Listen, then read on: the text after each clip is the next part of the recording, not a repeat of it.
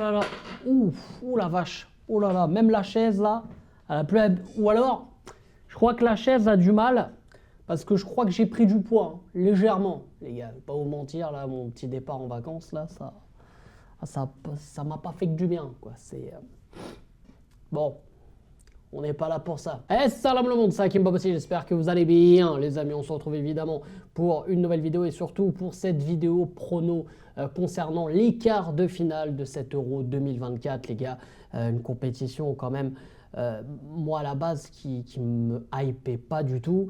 Bon, voilà, je pense que vous avez vu via mes stories, etc. Et vous verrez prochainement dans mes vlogs, mais lorsque je suis parti en vacances là au Maroc, bon, j'ai vu quelques matchs un peu de fou et tout, notamment aussi les matchs de l'équipe de France. Bon, ça par contre, c'était vraiment à chier à zéro, vraiment, mais en fait, j'ai perdu en tout, ouais, 90 minutes x 3 de mon temps au Maroc, quoi. À chaque fois, on essayait de se prendre la tête à regarder via un café, un truc comme ça et tout, les rencontres étaient à chier, quoi. Mais bref. Du coup, pronostic, les amis, de ces quarts de finale. Je le rappelle, Espagne, Allemagne, on a Portugal, France, Pays-Bas, Turquie et Angleterre, Suisse, les amis. Voilà, on a évidemment, quand tu arrives en quart de finale, tu as déjà des grosses affiches. Moi, je trouve que déjà sur le papier, on avait des grosses affiches en huitième, notamment ce France-Belgique. Moi, j'ai pas eu la chance de le voir. La chance, si j'ose dire, parce qu'apparemment c'était un match haché, mais j'étais dans l'avion pendant le match. Au moment où j'ai pris l'avion, le match venait à peine de commencer, donc j'ai vu à peu près 10-15 minutes à l'arraché, quoi. Et voilà, bon, il y avait rien de passionnant et on m'a fait comprendre qu'il n'y a rien eu de passionnant durant cette rencontre. Et Allemagne-Danemark, par contre, j'ai vu cette rencontre, et rencontre très... franchement, c'était très très tendu, même si les Allemands ont ensuite déroulé, mais c'était un match très très chaud qui avait été interrompu d'ailleurs, si je dis pas de bêtises. Et voilà, donc du coup... Là, on a ce Espagne-Allemagne, Portugal-France, Pays-Bas, Turquie et Angleterre-Suisse. Les gars, on va commencer, on va dire, par les oppos plus faibles de l'autre tableau. Là où aurait dû, en tout cas, être l'équipe de France. Ah, évidemment, c'est finir deuxième de cette poule-là, quand même, il fallait le faire. Du coup, Pays-Bas, Turquie. Les gars, les Pays-Bas, évidemment, qui se sont qualifiés facilement face à la Roumanie 3-0. Voilà, les Roumains, voilà, ils ont fait ce qu'ils ont pu. Ils ont un peu dérangé les Hollandais, on va dire, dans les 15-20 premières minutes, mais après, on avait vu une grosse différence et surtout une très grosse compétition de la part de Cody Gakpo, voilà, qui fait vraiment la compète de sa vie, si j'ose dire, avec, si je ne me trompe pas, déjà 4 buts à son actif. Du coup, les gars, ce Pays-Bas-Turquie, on a la Turquie qui s'est bien qualifiée face à l'Autriche, on va dire miraculeusement, avec l'arrêt de leur gardien, j'ai oublié le nom, excusez-moi les frères turcs, mais votre gardien qui fait un arrêt incroyable à la dernière minute sur une tête d'un Autrichien là. Voilà, les Turcs, c'est au cœur. C'est vraiment au cœur. Ça fait aussi plaisir quand même de revoir la Turquie en quart de finale. Moi, j'avoue que j'avais pronostiqué la Turquie en huitième, mais pas plus loin. Et je me dis que c'est bien. C'est bien que la Turquie aille en quart de finale, parce que ça fait un très très long moment qu'on n'a pas vu tout simplement la Turquie. Voilà, dans les 8 meilleures équipes continentales. Donc du coup, je pense que ça va être un match très costaud. Franchement, je pense qu'il va y avoir du spectacle.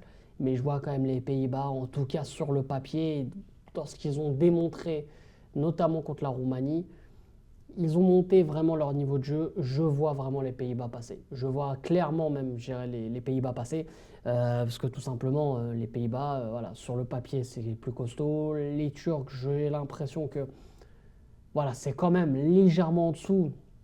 Et mis à part voilà, un grand fait de jeu, un carton rouge, voilà, ou un jour sans tout simplement pour les Hollandais, je ne vois pas les Turcs aller dans le dernier carré. Donc là, comme ça, je dirais quand même les Pays-Bas. Je verrai les Pays-Bas passer face à la Turquie.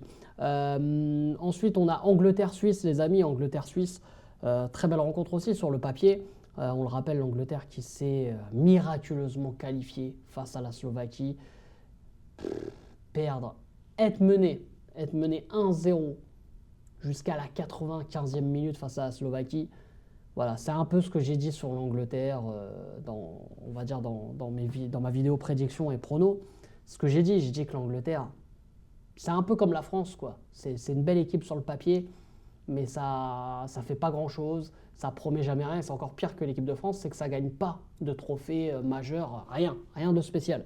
Donc du coup, moi l'Angleterre, je les avais pronostiqués en huitième de finale et pas loin, pas plus loin quoi. Là, ils sont en quart de finale face à la Suisse, qui fait une très belle compétition depuis le début, les gars. La Suisse, c'est agréable à voir jouer. C'est l'équipe, je pense, la plus joueuse de cette compétition, les gars. Vraiment, j'ai pas souvenir de voir une autre équipe joueuse, aussi joueuse. On va dire l'Autriche et la Turquie aussi, ça jouait. Mais vraiment, la Suisse, ça joue et c'est efficace. Donc honnêtement, moi, comme ça, je dirais la Suisse qui passe. Et puis aussi, la Suisse, on ne les a jamais vus en demi-finale, dans un dernier carré, voire même en finale. Voilà, pourquoi pas. Ça peut être le moment pour la Suisse. Je pense qu'après l'Euro 2021, où ils éliminent la France et ils sont pas loin d'éliminer l'Espagne en quart de finale, je me dis là, ça doit être leur moment et ils doivent passer. Et l'Angleterre, il faut arrêter. C'est Bellingham homme du match, alors que le mec, il a, il a été existant que sur une seule action. Enfin bon, bref, ça c'est encore autre chose. Donc j'irai la Suisse. Voilà pour ces premiers quarts de finale. Ensuite, évidemment, les autres chocs, les gars. Espagne-Allemagne. Ah, les gars, Espagne-Allemagne, c'est évidemment, je pense, la plus grosse affiche de cet Euro 2024, puisqu'on a quand même deux équipes plus ou moins en forme quand même. Même si l'Espagne, je les mettrais un ton au-dessus quand même dans cette compétition, surtout avec cette fameuse poule de la mort où, pour moi, ils ont surnagé cette poule. L'Allemagne qui monte en puissance, même si, hormis évidemment la première rencontre, bon, l'Écosse était passée complètement à côté, donc ça encore je mets de côté, mais je trouve que ça monte un peu plus en puissance. Voilà, évidemment, il y a cette pression à domicile. C'est jamais simple de jouer à domicile. On croit que ça y est, on joue à domicile, non, on doit la gagner. Alors oui, évidemment, vous êtes le favori numéro un, mais il y a cette pression. Il y a aussi, je pense, cette attente autour de cette sélection, puisque l'Allemagne n'existe plus vraiment depuis quelques compétitions. Et le minimum, je pense, le minimum syndical serait d'offrir une finale au peuple allemand. Donc, ouais, cette rencontre est compliquée. Cette rencontre est compliquée à pronostiquer. Mais si je reste fidèle à ce que j'ai dit, on va dire dans ma vidéo prédiction prono de cet Euro 2024, je vois l'Allemagne aller minimum en finale. Alors vous allez me dire, ouais, mais bon, si la France passe et ils jouent en demi-finale, moi je vois l'Allemagne taper la France, les gars. Après, on verra ça plus tard, les gars, on verra ça plus tard. On fera la vidéo pronostic des demi-finales, des vraies demi-finales. Déjà, il faudrait voir qui passera. Mais j'irai l'Allemagne et je vois pas l'Allemagne. Franchement, même si l'Espagne est incroyable, franchement, voilà, il y a un renouveau du côté espagnol, notamment avec Nico Williams et Lamine Yamal. Les gars, ça c'est incroyable, les deux me régalent, le retour du foot. Enfin, le foot n'est pas mort. Le foot, c'est pas Mbappé. Les gars, les gens qui jugent CR7 à 38 ans, 39 ans, c'est dommage que vous ne l'ayez pas vu à l'époque. Mais bref, le foot, voilà, le foot revient, le foot revit. Et ça fait plaisir. Donc, même s'il y a ces arguments-là du côté espagnol, même il y a un côté de moi qui ne veut pas voir Toni Kroos être éliminé en quart de finale, tu vois. Mais bon, donc j'irai l'Allemagne. J'irai l'Allemagne. L'Allemagne qui devrait affronter du coup soit le Portugal ou la France.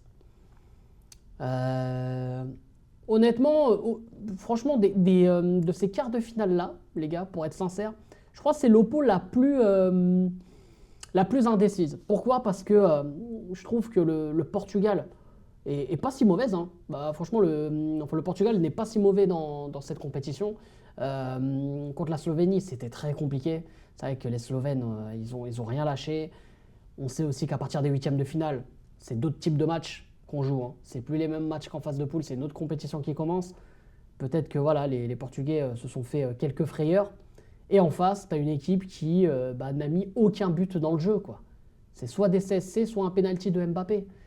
Donc honnêtement, je trouve ça très équilibré. La France, c'est à la base, c'est un peu la bête noire du Portugal. Et au final, bon, il y a eu cet Euro 2016 qui a fait tâche. Donc je pense que ça va être un match très disputé. Est-ce que je suis objectif ou pas? je vois quand même la chatte à Dédé, je vois la France passer, je vois un Cristiano Ronaldo pleurer, je vois un Mbappé qui console Ronaldo. Voilà, c'est... Pourtant, j'aimerais bien voir aussi CR7 aller au bout dans cette compétition, ça serait beau aussi. Mais à un moment donné, on ne peut pas voir Tony Kroos aller au bout, CR7 aller au bout, l'équipe de France aller au bout. Enfin voilà, à un moment donné, tu peux pas tout faire. Donc, ouais, je ne sais pas si c'est objectif, les gars. Sur le papier, honnêtement, et de ce qu'on a vu, je pense qu'à 70%, on dirait le Portugal. Honnêtement, hein, s'il faut être honnête et tout ça, et s'il faut être sincère et tu mets ton côté footix de côté. Oui, tu mets le Portugal. Mais, les gars, je sens qu'il va y avoir un France-Allemagne en demi-finale, hein, je le sens.